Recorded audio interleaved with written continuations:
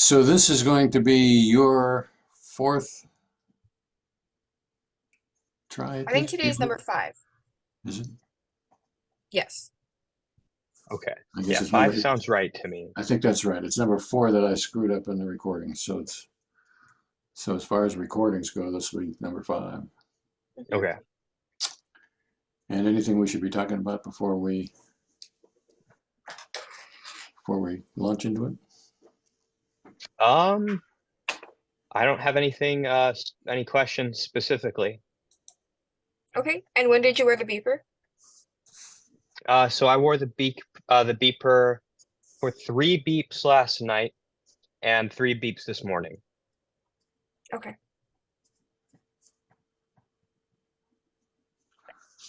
Okay, Okay. Amber, you want to do it you, me, or me, you? How would you like to do it? I think you should start. Okay, then Okay. Okay. beep number 1. Beep number 1. All right. So for context, I was listening to a video on my phone. And what was in my experience at that moment were the words like that in like a question, like a sarcastic question, which was a voice from that I was listening to in the video. And I also heard the sound of fire or flames, because I was in the video. That was also in my experience. And visually, I was sort of attending to some wooden crates that were in the video.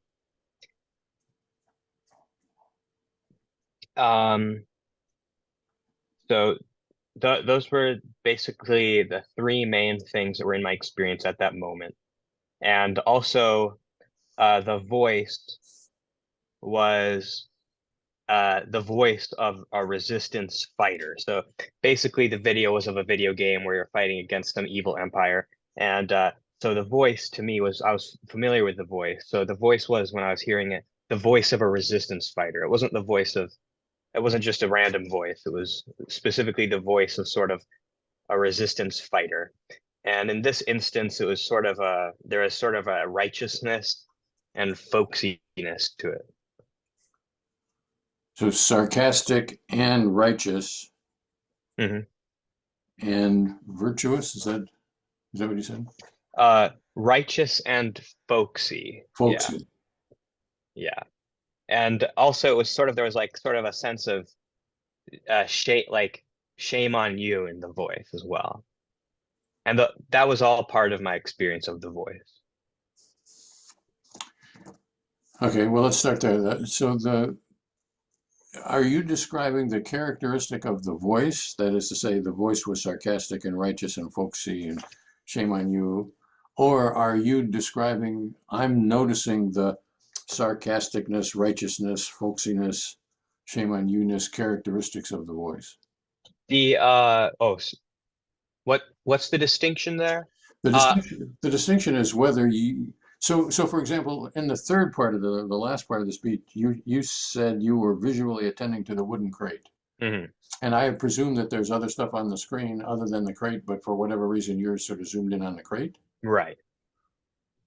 So my question about the first part of the beep is, so I hear the voice, and am I focused in on the sarcastic, righteous, folksy, shame on you characteristic Mhm. of the voice, or am I just hearing the voice? And now you guys ask what Right. the Okay. characteristics. Well, the characteristics are it's sarcastic and So, um, I wasn't focusing on that specifically. That was something that came with the voice without me having to think about it. Um, the sarcastic part of the voice, by the way, was actually part of the way he was speaking, whereas most of those other aspects were things that I associate with the voice because I'm familiar with the character. so the righteousness, folksiness, shame on you character is the way he usually is, and sarcastic is the way he was at this particular time. The shame on you was also part of this particular time. But yes, the folksiness and righteousness, those were the way it usually is. Okay. So just to make sure I'm understanding, none of those were thematically present to you, like I'm noticing particularly the sarcasm or the folksiness or whatever. I'm just, Do you mean like I wasn't particularly attending to it?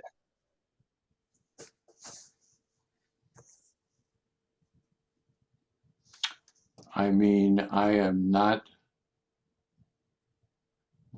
I don't know how to say it other than I'm not making a thing out of this aspect. I'm not. Yeah, I would say I wasn't like specifically zooming in on those things or um reflecting on them.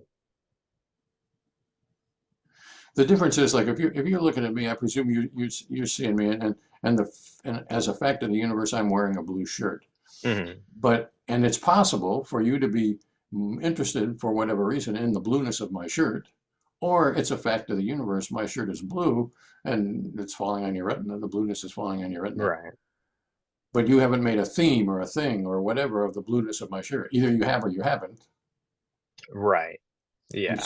and so that's the distinction that I'm trying to get at with respect to the Okay. sarcasm and the righteousness. Okay. Yeah, that's a good question. I suppose I'm not sure because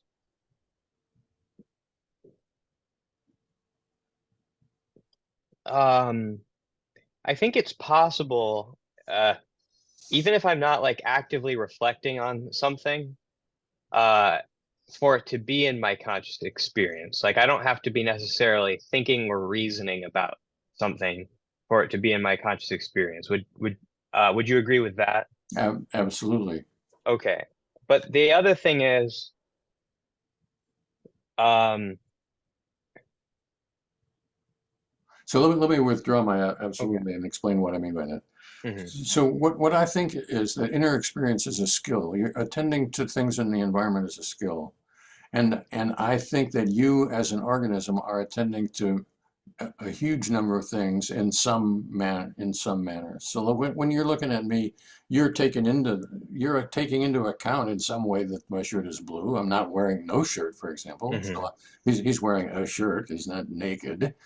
And there's a gold thing in the background, which maybe you're looking at or maybe you're not, and Indian blanket and whatever all those things are somehow impacting you. Right. And so I'm accepting those as being part of your conscious experience in some broad manner of speaking. Okay. The question is whether it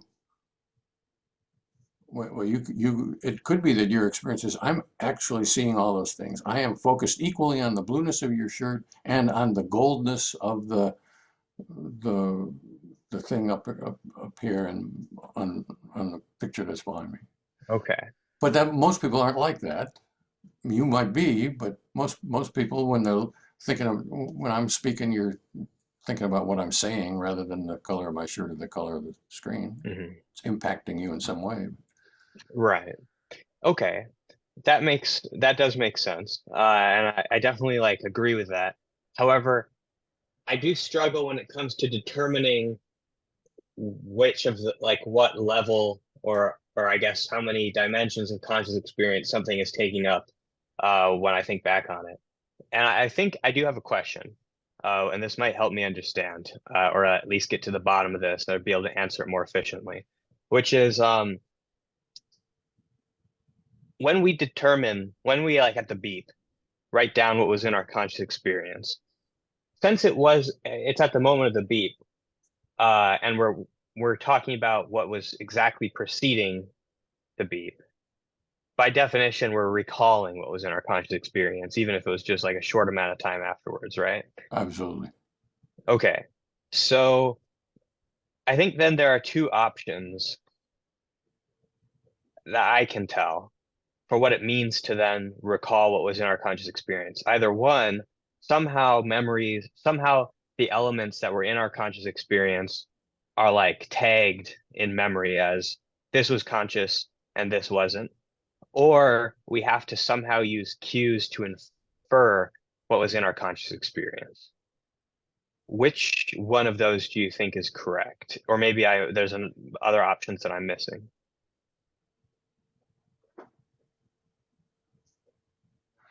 So I don't think I'm willing to endorse either one of those. Okay. What I would say is that many people, I would say probably most people, but I don't have a random sample of everybody, so I would say most of the people that I sample with, let's put it this way, know the difference between what was directly in the experience. It's a recollection. Right after the beep, they're recalling it. So the beep happens, and they're looking back a half a second to what was going on with them.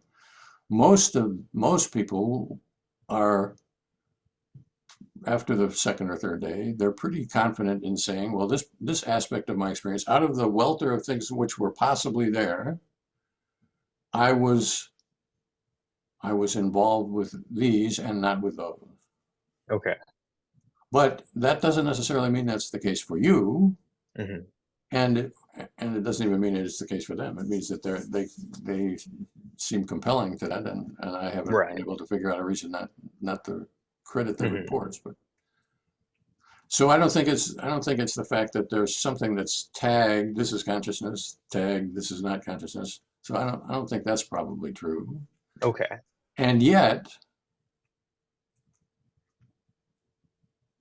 most people know the difference between what is conscious and what is not.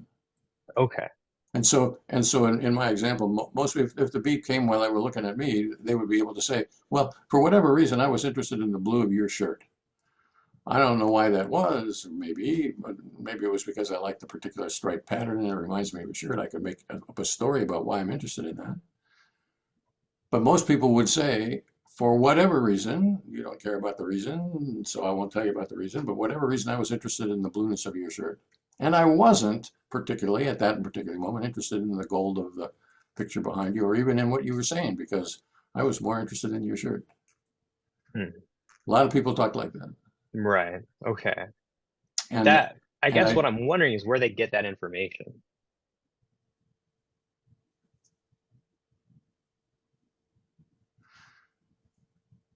Assuming they're correct, where would they be like, how do they get that information?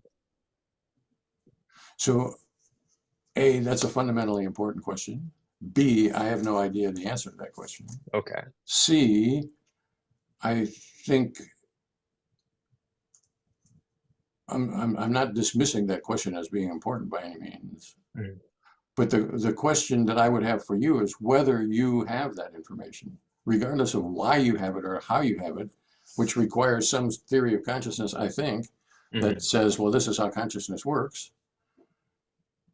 The question, regardless of whether there is a good theory of consciousness, which I'm not taking a position on that, the question is whether for you, when there is a beep, I am more involved in Hurlbert's shirt than I am in the Okay. fact that he's wearing black glasses or whatever other.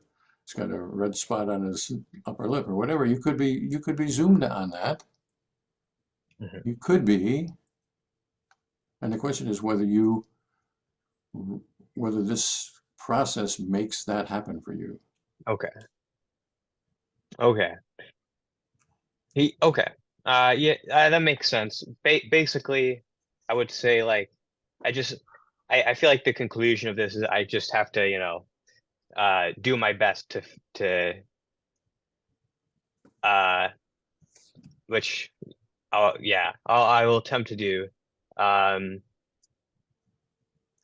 and my best for this particular beep is that the sound of the fire and like the aspects of the voice, um, okay, sorry, the aspects of the voice we were talking about.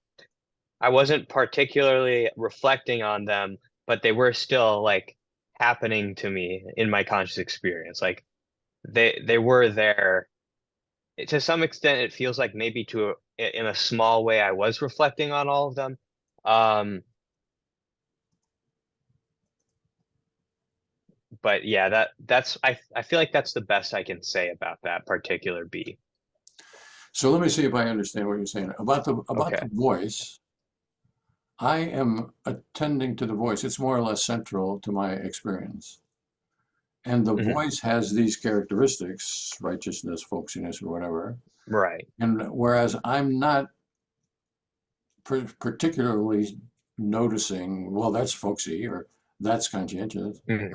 that's righteous, whatever, that it's no doubt influencing me in some way, and it is in fact the characteristic of the voice that I hear. Right. So that Yeah, seems the right. whole is the voice. Then that's what is like the main aspect. It's the voice. But Okay. those are like parts of the voice. Mhm.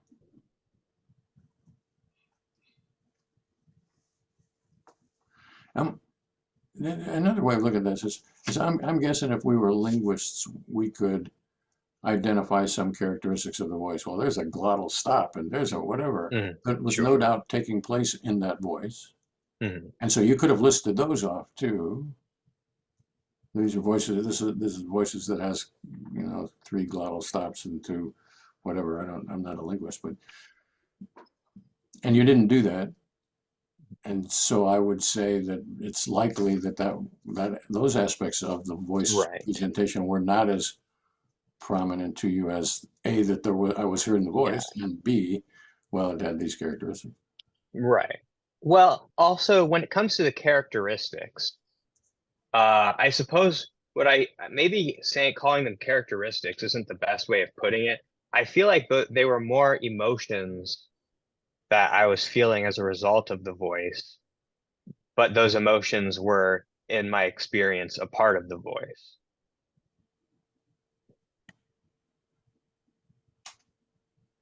So I wouldn't say that they were sort of characteristics of the voice, but they were definitely like feelings that were present. And I suppose it's possible that they weren't part of my conscious experience, uh, in like, but they were rather just like parts that are lesser than the whole. Um, if that's a good way of putting it. But if that was the case, I don't know how to know that right now. This is one of the things that I've struggled with a few times in these samples, and I feel like I am getting better at it, but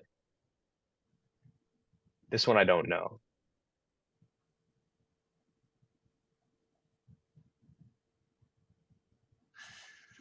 So if it was a feeling that was present to you, it wouldn't necessarily or even likely be a feeling that was present in the voice. So for example, you said that the voice was righteous. It's more likely, it would seem, that if the voice was righteous, the feeling that would arise with you would be something like, oh, that guy's an asshole, rather than a feeling of righteousness. Hmm. Right. Well, I suppose so. I think that it actually probably is accurate. I think I felt like the guy was a jerk, um, and I'm calling that righteousness because that's what it came from.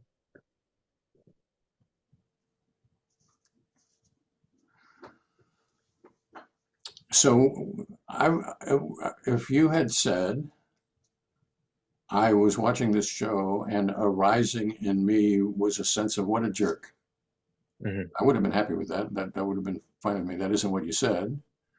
And and I'm not, and I don't want to hold you to what you said, because I think I think these things are all like drafts. What you said first is like a first draft, and then we're going to either discard that or revise it or improve it or throw it out, or Hmm. whatever we're going to do with whenever we write a first draft.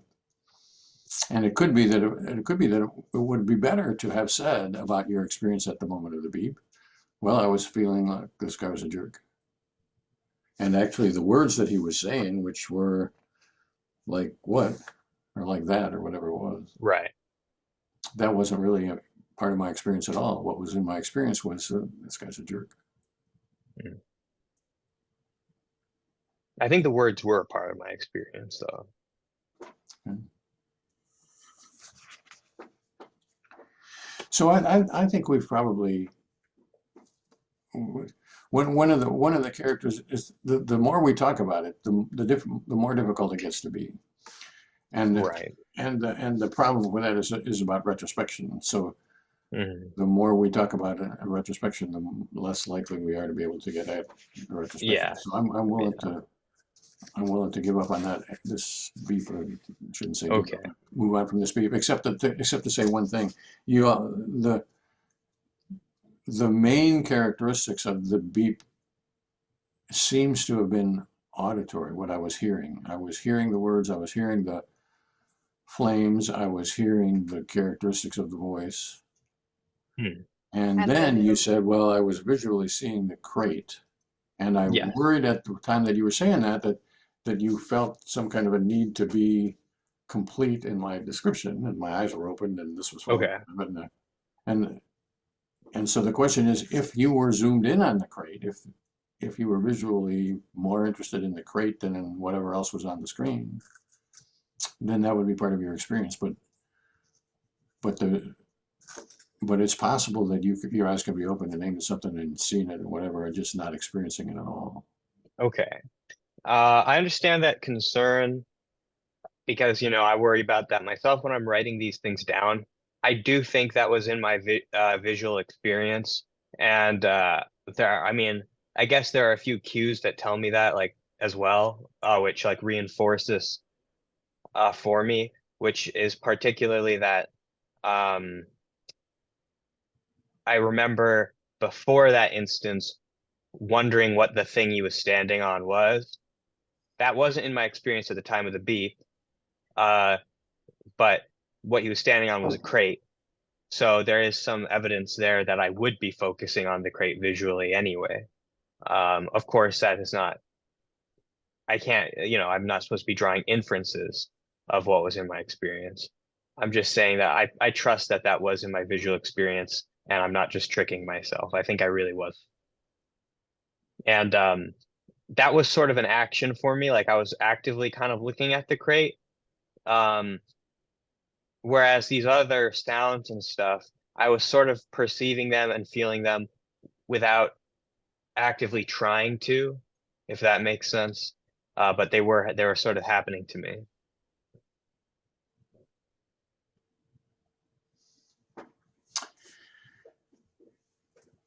So the task is to report what is ongoing in your experience. And maybe maybe the process doesn't work for you for whatever reason. And there's no judgment involved with this. Maybe the beeper doesn't solve this issue for you, or whatever. So I'm more interested in the difficulty. Okay. But the question is basically what's in your experience. There was a Saturday Night Live sketch some number of years ago about you're a Saturday Night Live fan? I've watched it a few times. I wouldn't say I'm necessarily a big fan, but I've liked some of it.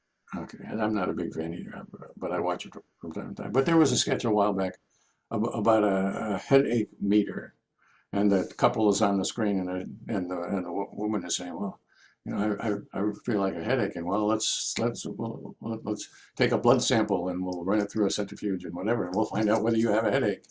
And they do that, and then it comes back, you don't have a headache. Oh, what a relief! I don't have a headache. The joke of that is that it's the difference between experience and some objective explanation of experience. And that's basically, I think, what we're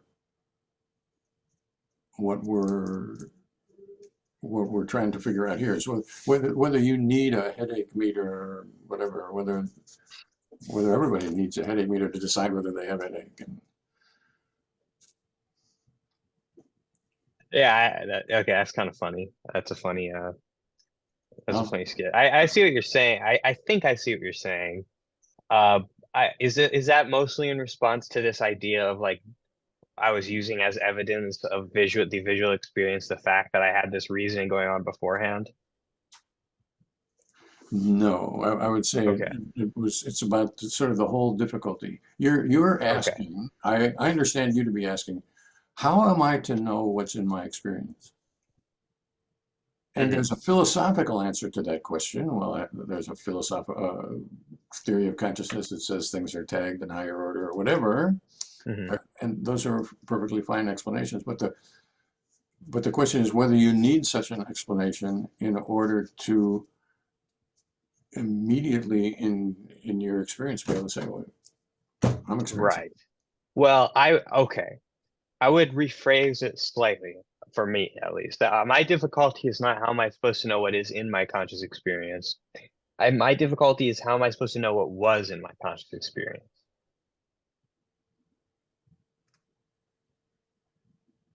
Um, I feel like that's a different question.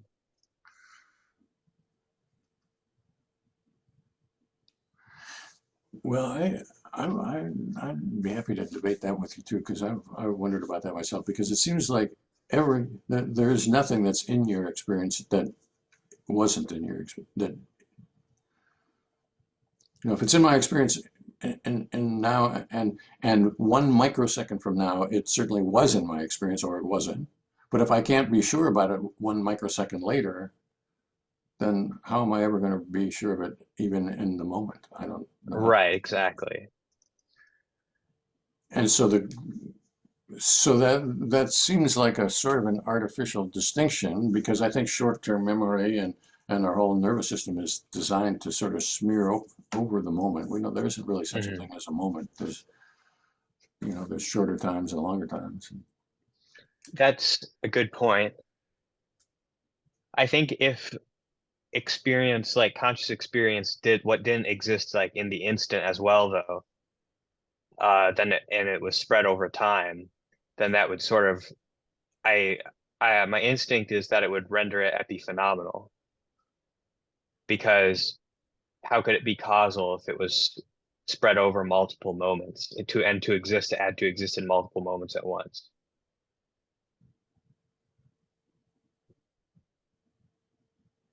At that point, it exists sort of outside of time rather than inside of it.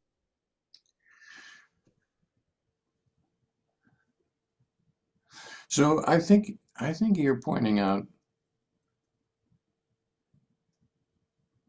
uh, a fundamental characteristic of the DES method that we're using. And I write about the DES method as if I was interested in what was in your experience caught in flight by the beep. Mhm. I say that frequently, but that's not actually really true. What I really care about is what is, well, I do really care about what is caught in flight by the moment of the beep, if that exists, but I don't know whether it exists. But Mhm. I think it exists, but that's a theory. I don't really know. What I'm really asking about is what ineluctably or uncontrovertibly or whatever seems like it was in your experience at the moment of the beep when you reflect back a tenth of a second later. Right. And I recognize that it could very well be that you make up the whole thing, that there was absolutely nothing in my experience at the moment of the beep. I hear the beep and I have to quickly manufacture something, and so I say, well, I was interested in the blueness of the shirt. Mhm. Now, most people would say that isn't the way it is. I was interested in the blueness of shirt before the beep happened, and that was kind of inflated by that. And I recognize that they might very well be deluded about that because there's no way that you can determine that delusion. I think whether you can decide whether that was really true or not. Maybe you did make it up. The question is, I think the best we can do is to get at what it seems like we're not making up. It seems like this is what was going on at the moment of the beep. Right. And seems, not by inference and not by theory, but by the difference between a headache and a headache meter. That Hmm. I had a headache. I felt pain in my head. And I don't think I made it up just because I got this beep. Oh, all of a sudden I got a pain in my head that I didn't know was there before. That's so I think that's what we're really looking for. Okay. And that sidesteps most of the important questions of the philosophy of consciousness, I think. Because Okay. and I think the reason for that is I don't know how to answer those questions. Don't think anybody else knows how to answer the question. Okay. And I don't think you can possibly answer the questions before you try to answer the questions that I'm asking, which is basically what does it seem like was going Right. on at the moment of the beat? Let's find out what that landscape is like, setting aside, suspending what the nature of consciousness is or the theories that we have about that or whatever, because we've got to try to do the exploration first, and then we'll try to explain it. Okay. I have one more question, and you might the question might is just to clarify things, and if you take issue with the question, then I think I understand. Um, which is you said what seems like it was in your conscious experience, not by inference. And there's the idea that like what's in your conscious experience at a given moment is metaphysically obvious, so you don't have to infer it because it's what's present to you, and it's like the only metaphysically um, like tautological or obvious thing. Uh, However, once it's in the past and you're um, trying to recall, then by definition, like now it's not metaphysically obvious to you what was in your conscious experience, because at that point you're not that person anymore. So I would say it seems like in order to say what seems like it was in your conscious experience, you sort of by definition have to do some sort of inference because of the fact that it's not metaphysically present or obvious.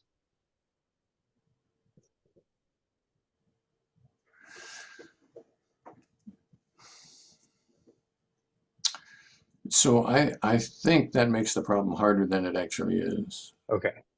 And it's so maybe rather than a headache meter, the so if you stub your toe,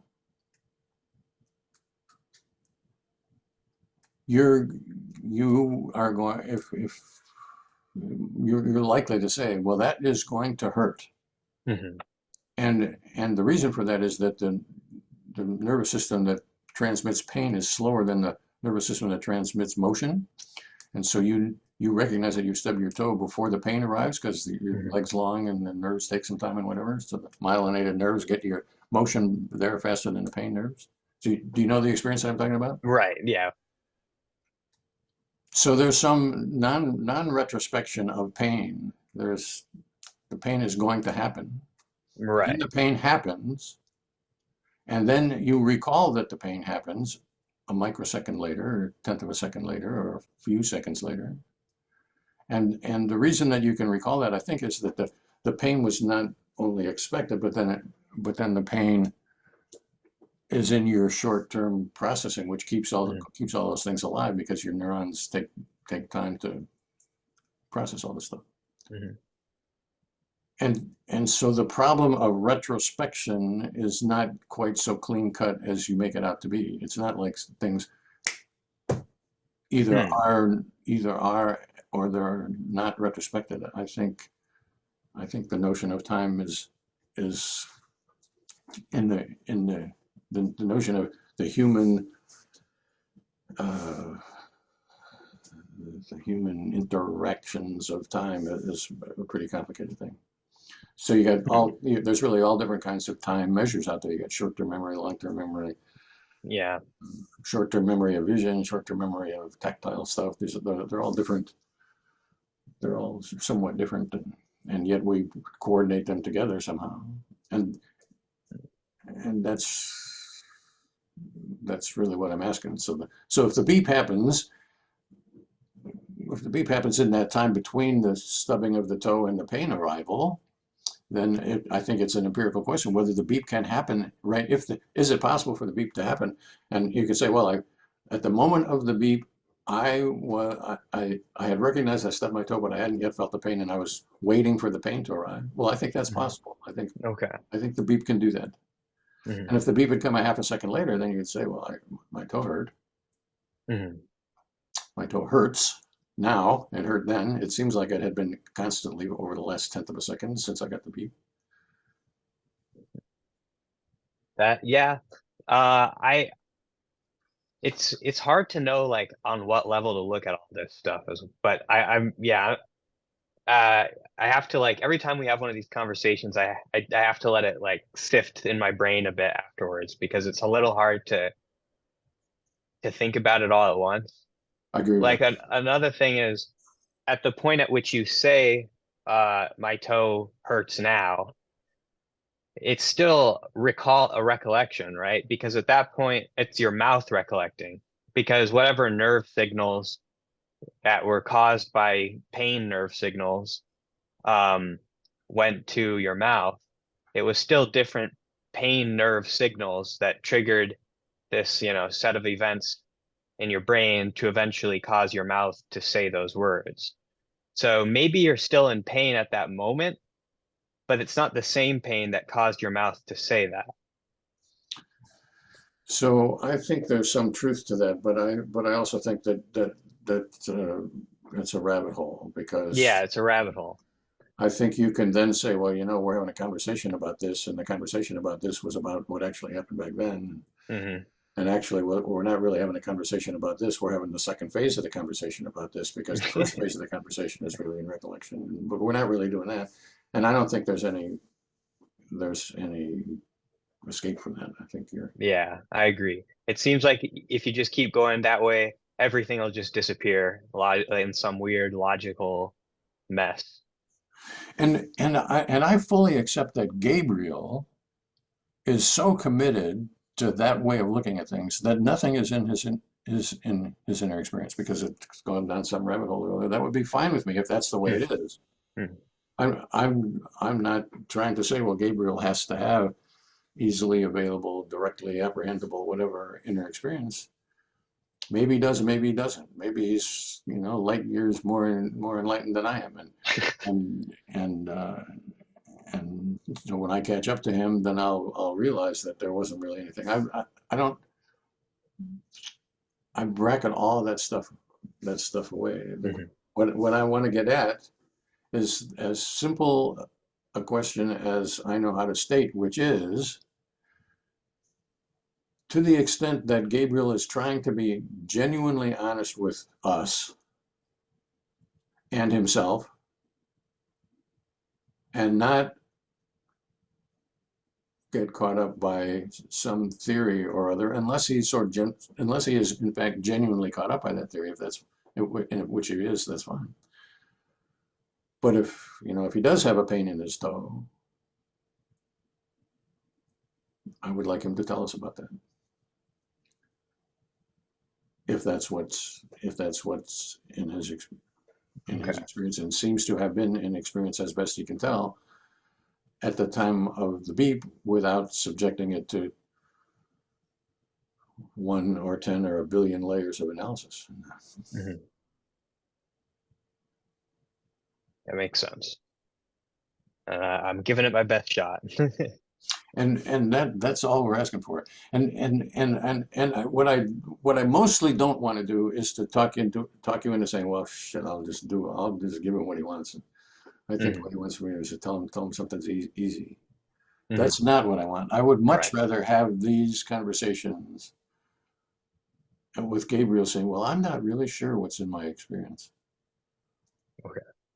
And then we're going to have to, if he says that, then we're going to have to hammer out, well, what does he mean by that? And what is that because he doesn't have anything in his experience by my definition of in his experience, or Hmm. does it mean that he feels the need to talk about ontological characteristics or whatever? I'm I don't want to presume that one answer to that or the other. Okay. So I'm definitely not trying to say make it easy on us. Yeah, of course. I'm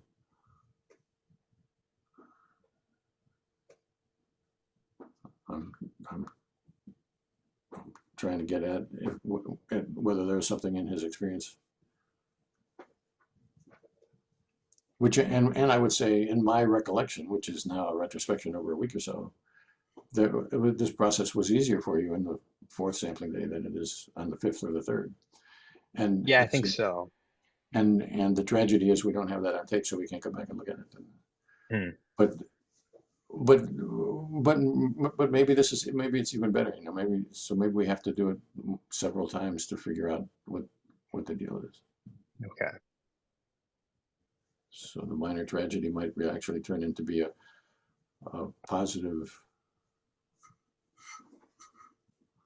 a good thing, because it won't allow us to go back. We have to go forward. All right. I'm ready to give it a shot. On to beep number 2. All right. Yep, beep 2. Okay. So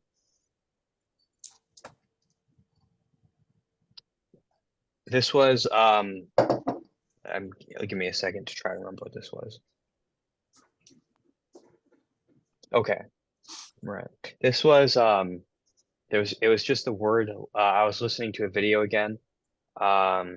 This time while I was brushing my teeth, and I heard the word lectures. This was in my conscious experience, and there was a feeling of wet on my knuckle because of a water droplet just went on my knuckle. But at that moment, it was just like a little feeling of something wet on my knuckle. And there was also the sound of water, and there was the smell of mint from the toothpaste.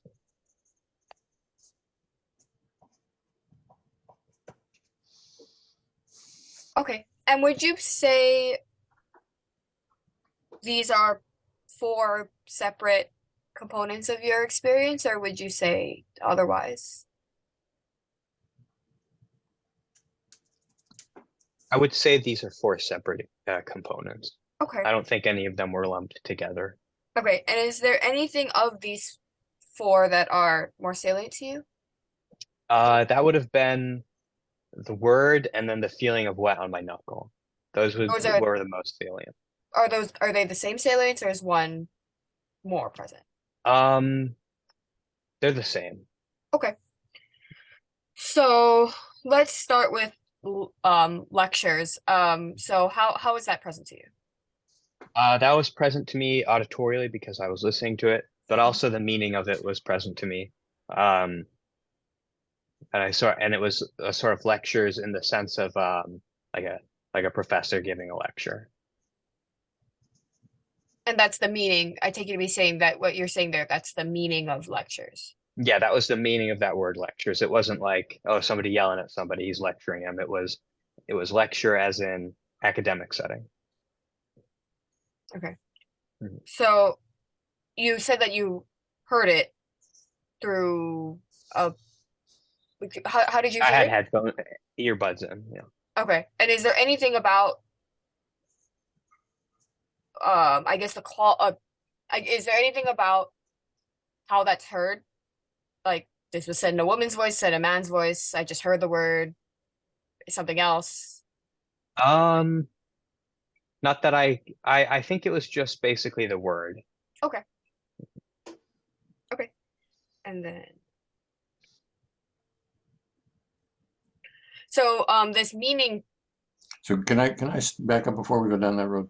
Okay. So when you say the word, does it seem to you like I'm hearing a single word lectures, or does it seem like I'm hearing a sentence that includes the word lectures and the beep happens to get right? It was just a single word. I wasn't really paying too much attention to the video, and this one word happened to just pop out at me. So I wasn't really even aware of the previous sentence. So for whatever reason, in my experience, is the word lectures as a single existing word with the meaning academic and not pugilistic or whatever. Right. Mm-hmm. Okay. Okay. Okay. And the meaning portion, so how is that present to you? That's I can't really say. I mean, that wasn't visual or anything like that. It was just sort of that's what the word meant, you know. That it was lectures as in that. I wouldn't say that it was present to me in any other way. Okay, so is there So is this I'm hearing the word lectures and I'm somehow cognizing about what that means? Or is this somehow I hear the word lectures and I associate that with something else? Or is there something else going on there? I don't know if it was like, I don't think there was any mental effort. Um, and it didn't feel like an association. It just felt like the word lectures was that meaning. So is this I'm hearing the word lectures and I understand it to mean, the meaning of it, and that's all in my experience, or something else, or When you say, okay, I would say that does sound accurate, but the fact that I'm understanding it to mean that wasn't in my experience. okay. Okay.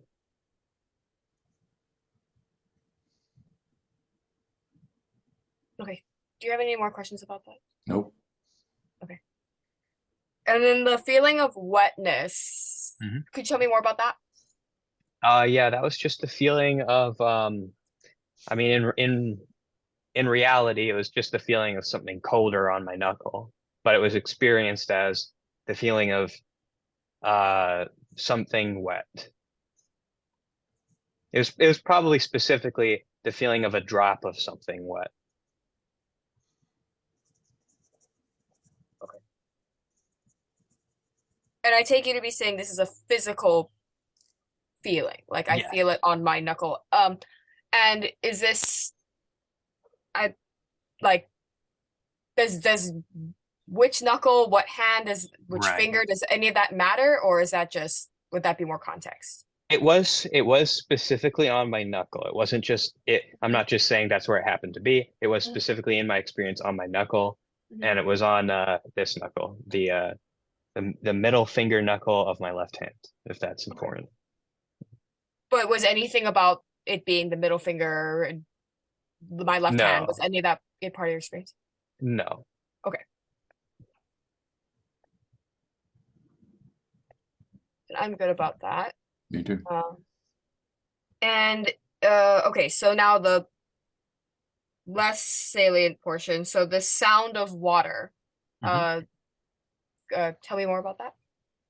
That was just, the sound of like the faucet, water kind of, rushing down. Okay.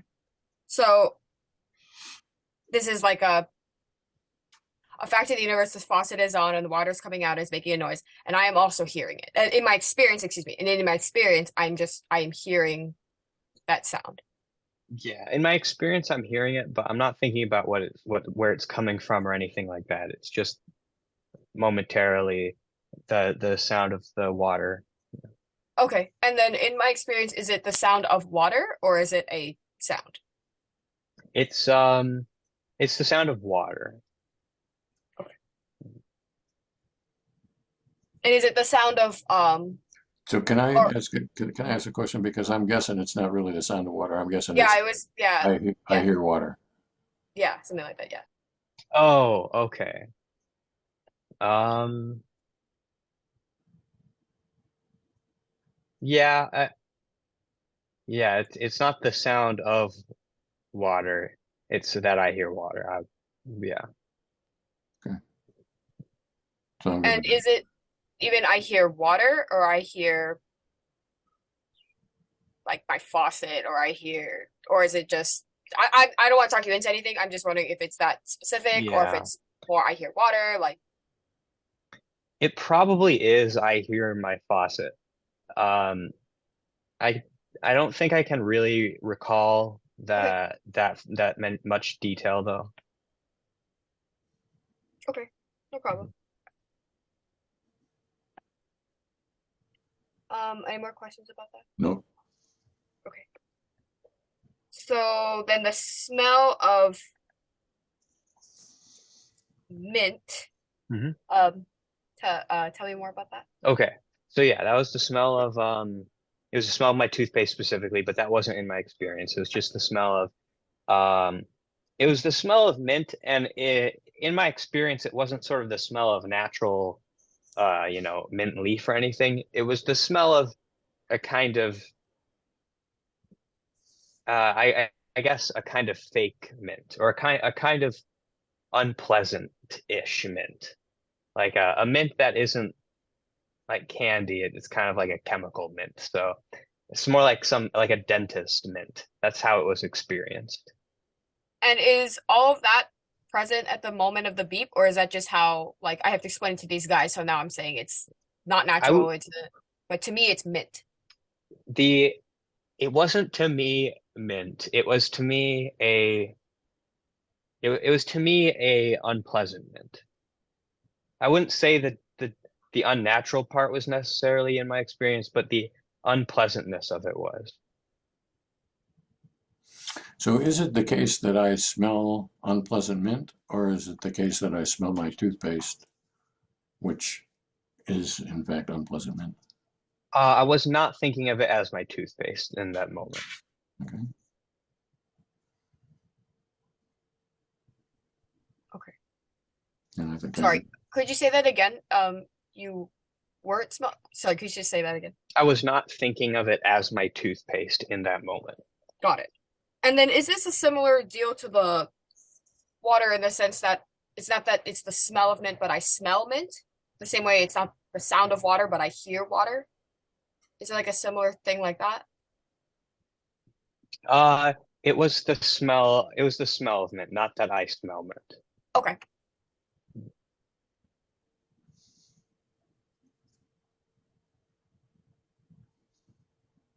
Um, and do you have any more questions about that? no. Okay. And then just for, I don't know, for sailing's purposes, you said that the lectures and the wetness were more than the mint and the water. 60/40, 70/30, we can lump those things all together. I can't give you numbers. Let me think about that. I'd say the mint and the water were a combined like 30%. So I'd say like 70/30. Okay. Mhm.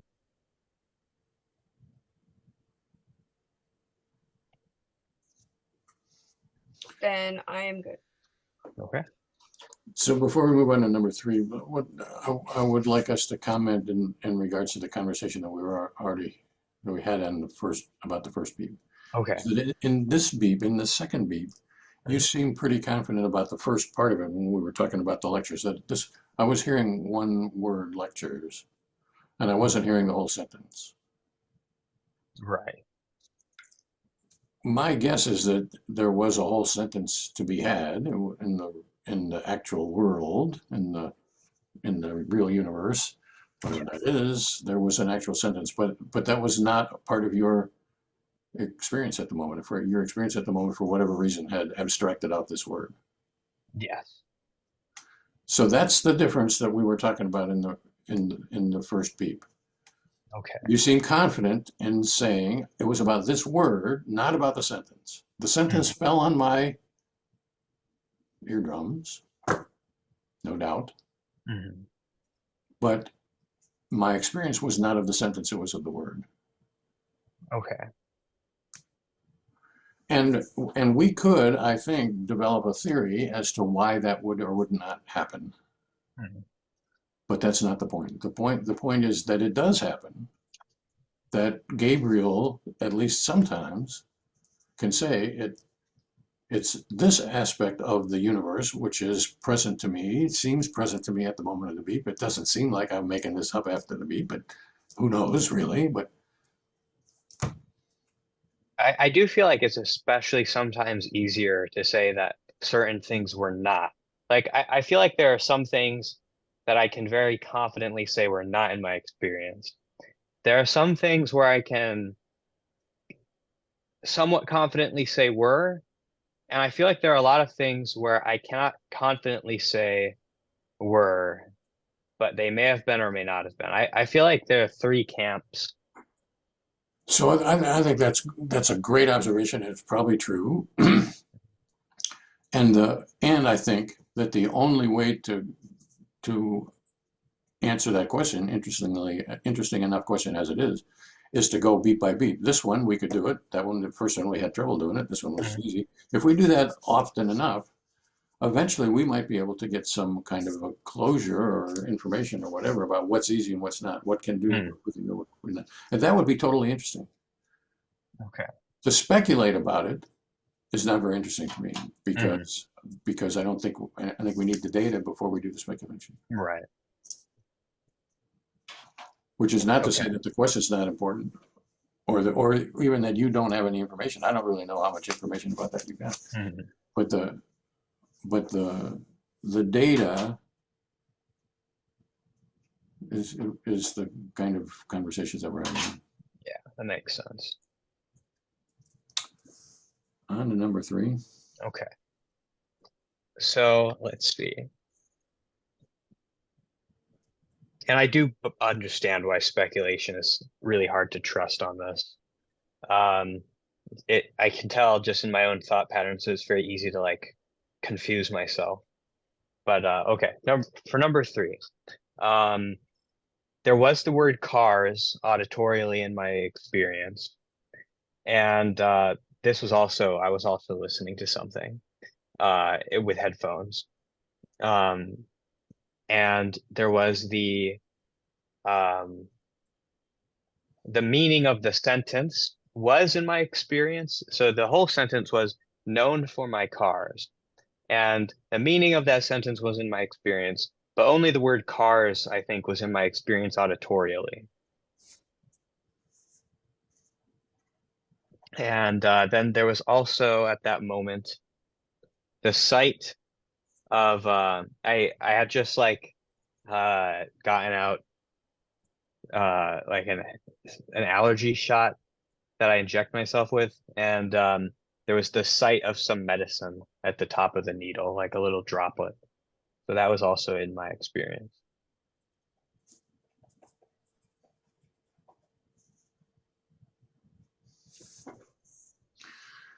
So I'm hearing the word cars, it's part of a sentence, Mhm. and I'm seeing the drop of medicine on the end of the needle. Mhm. Equally so, one more than the other. I think I think it was equal. Okay. And and let's start with the drop then. Okay. The so this is in reality. I'm seeing the actual needle that I had just used, Yes. Yeah. and what do you see?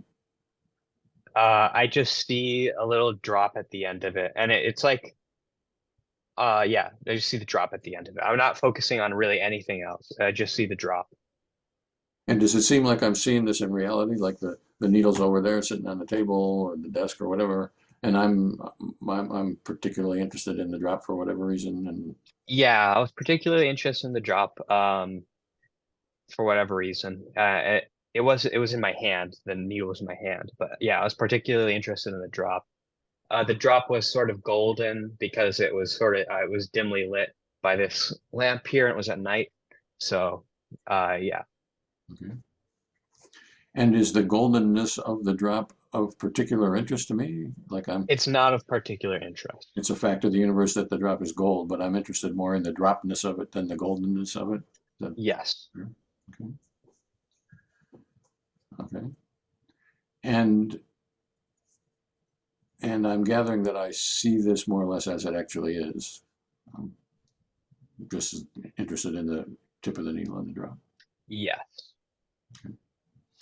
Then I'm also hearing cars. Yes. The word cars. And what and what do I hear? So the sentence was, "I'm known for my cars," and I audit in my experience was really just the word cars, but the meaning of the sentence was still there in the form of when the cars was present in my experience as the thing this guy was known for. So cars and car that was auditorially in my experience, and it takes the meaning as the thing this guy is known for.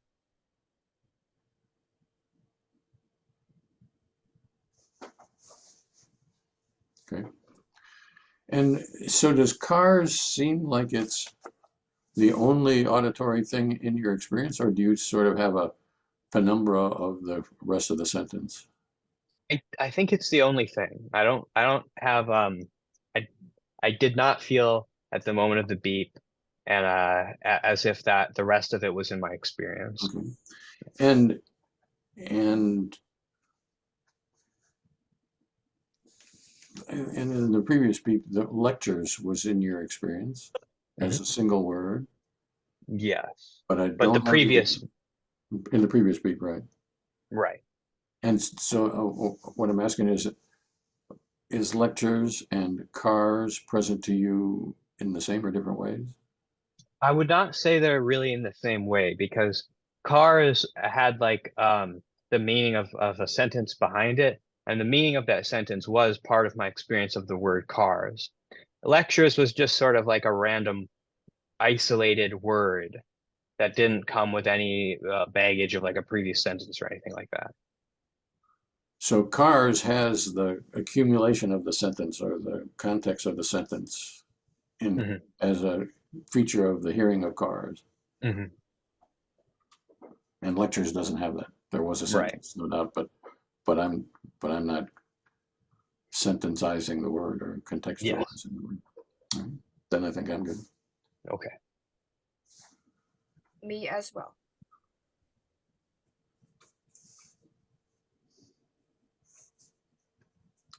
Number 4. Are we going on to 4? Okay. By the way, this is where it's in the morning. So this is where things transition to just a few hours ago. Okay. So So before we do that, I guess as in my role as timekeeper, it's 1:03, which means we've been at this for an hour. Do we have time to do another beep or two? I do. I'm good. Yeah, that's fine. Okay. That's why I was Okay. asking if we're gonna go on to it because I figured. Okay. Yes. So this was I had spoken the word coffee roll. I was having one for breakfast. I had spoken the word coffee roll, and it was auditorially in my experience. And oh, actually, my bad. I'm sorry. I had read the word coffee roll, and I when I read words, I have that voice I was talking about the last time I was telling you about reading something. So I had read the word coffee roll, and in sort of my imagination, not outwardly, but was the auditory experience of reading it, um, and or of speaking it, and at the same time there was the I I had just searched it in a Google search, and I had misspelled it. So there was visually I was sort of looking at the thing where it says, "Did you mean to type coffee roll correctly spelled?" So visually that was in my experience, that little button. okay, so are either of these more salient to you? I would say I would say no. I would say they're equal. 50? Okay. So I'll start with the reading coffee roll. So could you tell me more about that? Okay. So the auditory experience of like my voice, so it is the act of saying. The auditory experience of like that inner voice is it's just sort of it's my voice in my head, but it's also like it doesn't sound like a normal voice, which we've discussed before. It's sort of like sort of like a it's a human voice, and it's like a kind of whispery, but also not really whispery, but that's sort of the best way of describing it. It's kind of like a transparent voice. Okay, and so is the reading of this word more of a fact of the universe, but I'm really innerly speaking it somehow, or is it is the reading component part of the experience at the moment of the peak? Hmm. I would say it was part of the experience. Okay. And so is this somehow I'm innerly hearing myself or well, I'm here innerly hearing this voice speaking, or I'm innerly speaking and I'm innerly speaking or reading, or this is when I read, this is how it's present, or I think I'm innerly speaking and at the same time innerly reading. So innerly reading is more of I would say that like the innerly reading part and the innerly speaking part are not the same thing in my experience, but they always happen together. and in what way are they not the same? It's like I can it's kind of like the innerly speaking happens involuntarily whenever I innerly read. So it's not like I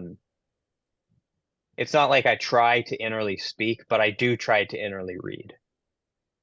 Or just to read, I guess.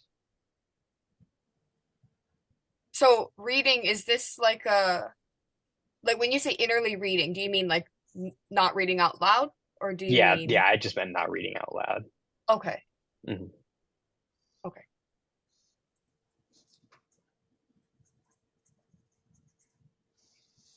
So I'm not sure I heard you.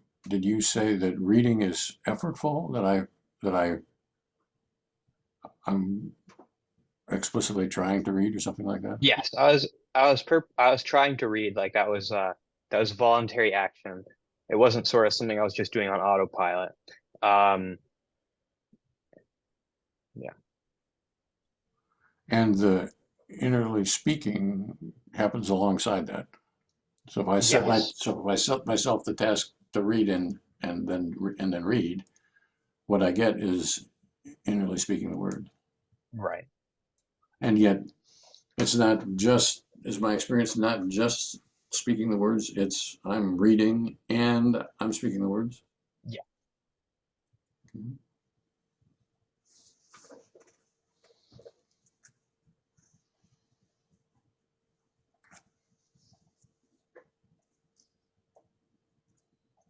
Okay. And this is not just I'm innerly reading and innerly speaking something. It's specifically the coffee roll. Yes. Okay. And is there anything about, is it just the word, I guess that's a phrase, or the phrase coffee roll? There's nothing else? There's not like, no, like in a previous beats we had meaning attached to Mhm. some of these words, but this Yeah, is in this instance, the reason it was in my experience was because I had typed it. Uh, mhm, so uh, yeah, the actual meaning wasn't there because okay. I wasn't, and the reason was because I wasn't reflecting on it. I was more focused on the action, or I had been more focused on the action of typing it. So there was no meaning or image or anything like that. It was just the word coffee roll. And I take that typing and all that, that's just context. Like that's something that I had That's done. context. Yeah. Mhm. Okay. Okay. And I am good on the reading. I've got one Um, more question about that. okay. So, so we've been talking about this as innerly speaking, whispery or transparency kind of a voice. Mhm.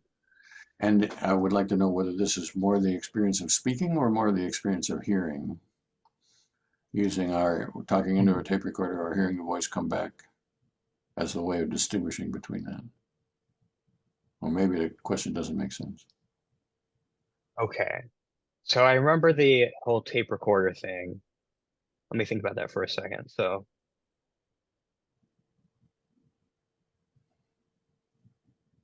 if I'm listening to like myself on a tape recorder, um,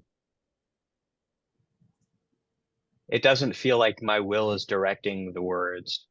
Um, and it feels like it's happening without my will. But if I'm speaking into a tape recorder, it feels like my will is directing the words. So in this case, it I would say that it feels more like innerly speaking because it does feel like my will is directing the words, even though it doesn't really sound like my voice. I think of it as my voice just because I hear it whenever I, inwardly speak, but it doesn't actually sound like my voice. Okay. Then I think I'm good. Oh, okay. Me too, I'm good. I guess before I say I'm good. So do you experience the will as being a separate kind of a deal, or is that just a way of saying I feel like I'm driving the words that I'm It just means I feel like I'm driving the words. okay. Then I'm good.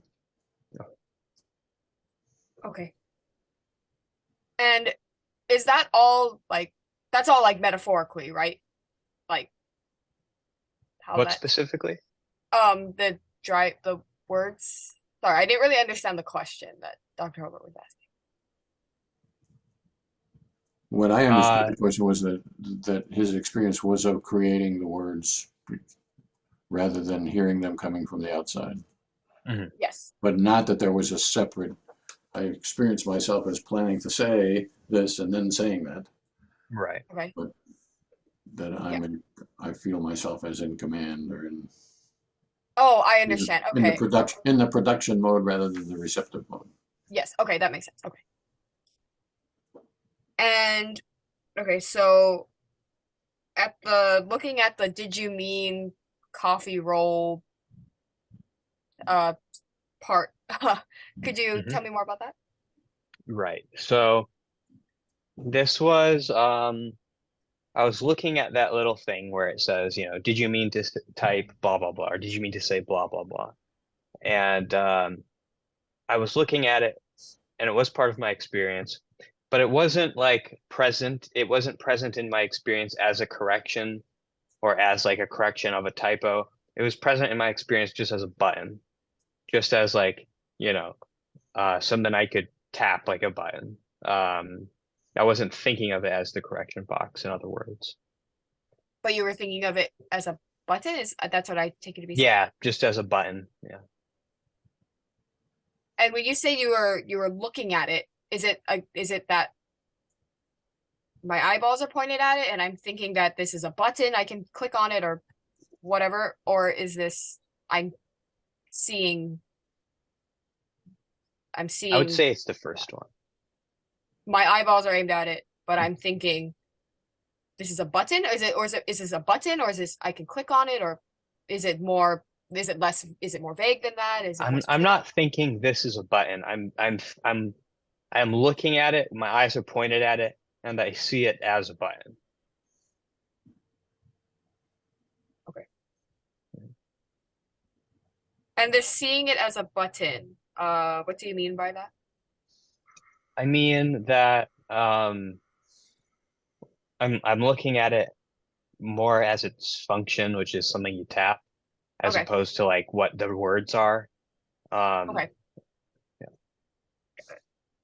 So I'm seeing this as more something I can press rather than Right. did you mean blah blah blah, and then it's correcting me Yeah. or anything like that. I'm not even really seeing any of its text or anything like that because it has text in it, obviously, but that's not part of my experience either. Okay. It's like a fact of the universe. It says all these things, they're there, whatever. But I'm not really attending to it. I'm more okay on the button.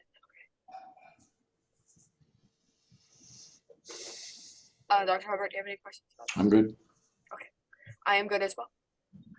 We have time for one more? I do. Okay, sure. One more. All right. 5.5. Okay.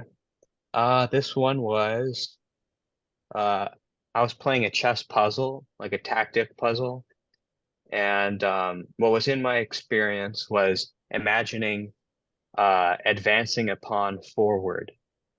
And so I was imagining that pawn in the position of having advanced forward. Um, and I was seeing that it would be on a diagonal that my bishop could protect it from. So in other words, it would land on a square that my bishop could protect. And the way that that was in my experience was sort of this vague sense of downward and to the right from the pawn's imagined new position. That was a little complicatedly put.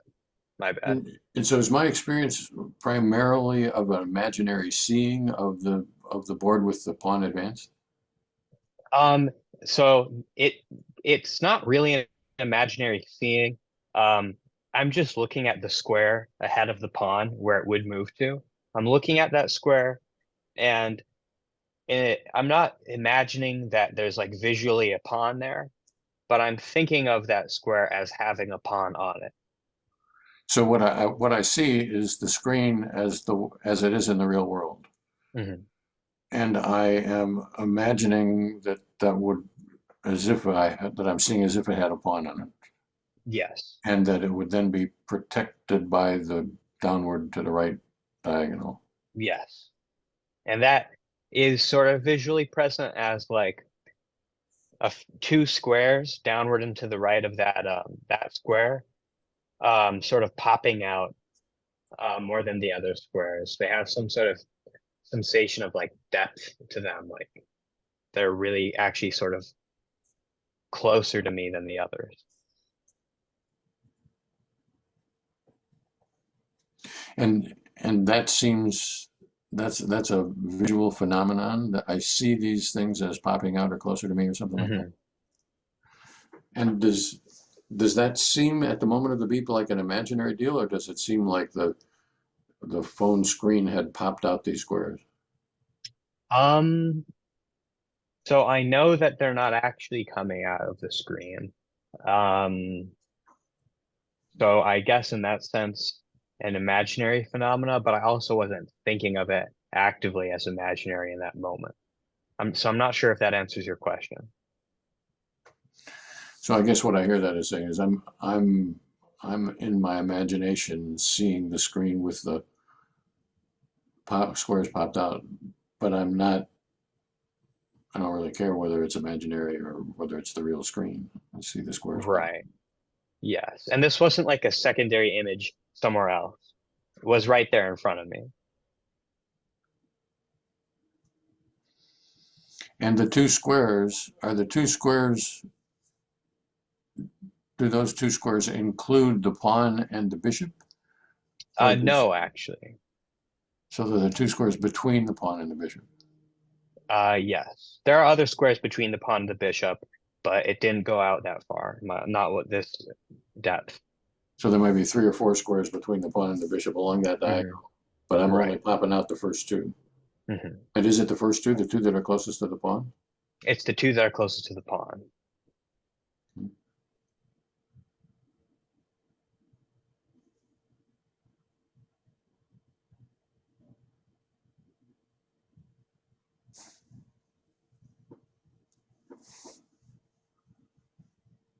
And and is this a game that you're playing, like an online chess game, or is this some kind of a quiz deal that has been manufactured?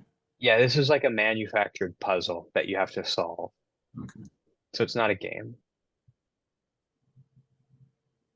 In other words, it's not like a game I'm playing against someone else. Right. And is the puzzle present to you at the moment of the beep, or is it just the experience of if I move my pawn there, then that's protected by the bishop here? Yeah, it's just that experience of the pawn. Then I think I'm good.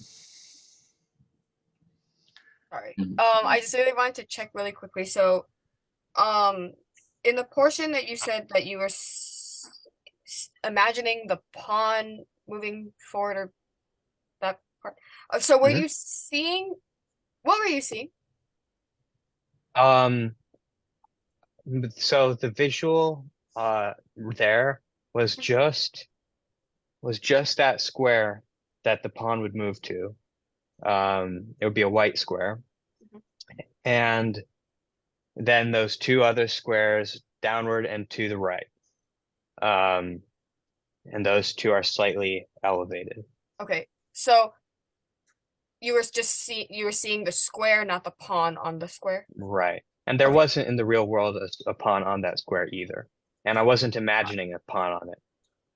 Got it. Okay. Okay. Then I'm good. Okay. so I've got other things that I need to get done here, so I think we should call this a day. Shall we plan Okay. Shall we do it again? I I'm would love to. I'm in favor. Okay.